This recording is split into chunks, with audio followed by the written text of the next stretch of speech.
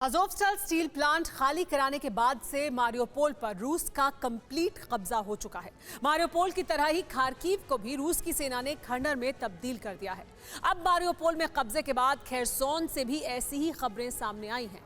Ukraine की फौज Kherson को लेकर खामोश है, लेकिन वहां मौजूद रूस की तरफ से तैनात गवर्नर ने एक बड़ा ऐलान कर दिया है। गवर्नर ने कहा है कि खेरसोन अब रूस का हिस्सा होगा और रूबल करेंसी में खेरसोन का बजट तैयार किया जाएगा। अब सवाल यह है कि क्या रूस का मिशन खेरसोन भी पूरा हो चुका है?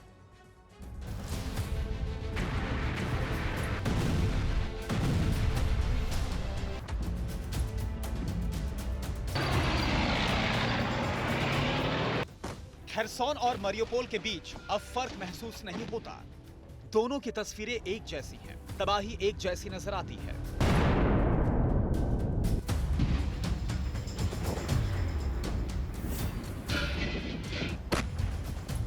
वही खंडहर बन चुकी इमारतें,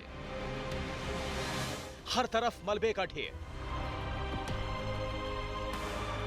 सन्नाटा और गश्त लगाते रशियन टैंक। रशियन टारगेट पर खेरसोन यूं ही नहीं था।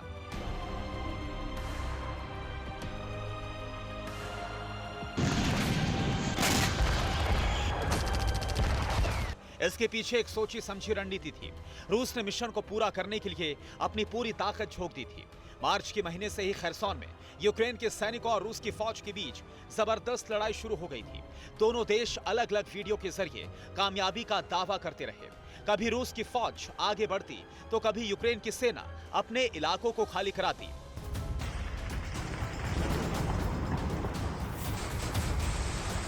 छियासी दिनों की जंग के बीच खार्किव पर कई मिसाइलें गिरी, अनगिनत मौतें हुई और जबरदस्त बारूदी संग्राम चला।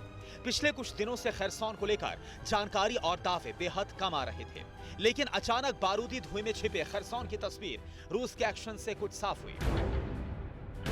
रूस ने खेरसोन के लिए गवर्नर की नियुक्ति की। मॉस्को से खेरसोन प्रशासन के लिए अफसर नियुक्त हुए। यूक्रेन की जमीन को रूस के गवर्नर के हवाले किया गया।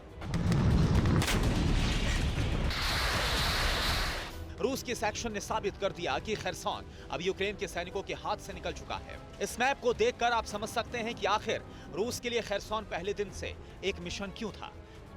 खेरसोन क्रीमिया के ठीक बगल में है। यह मारियोपोल की तरह ही एक तटीय इलाका है। रूस की सेना इसी रास्ते मिकोलाइव की तरफ बढ़ चुकी है। गुरुवार को खार्किव में रूस के गवर्नर ने कामकाज संभाल लिया। खार्किव में इस वक्त हर तरफ रशियन आर्मी मौजूद है। रूस ने अब ऐलान किया है कि खेरसोन जल्द ही रूस का हिस्सा होगा। दावा किया गया है कि खेरसोन के लिए जल्द बजट का ऐलान होगा। खेरसोन का बजट रूसी करेंसी रूबल में बनेगा।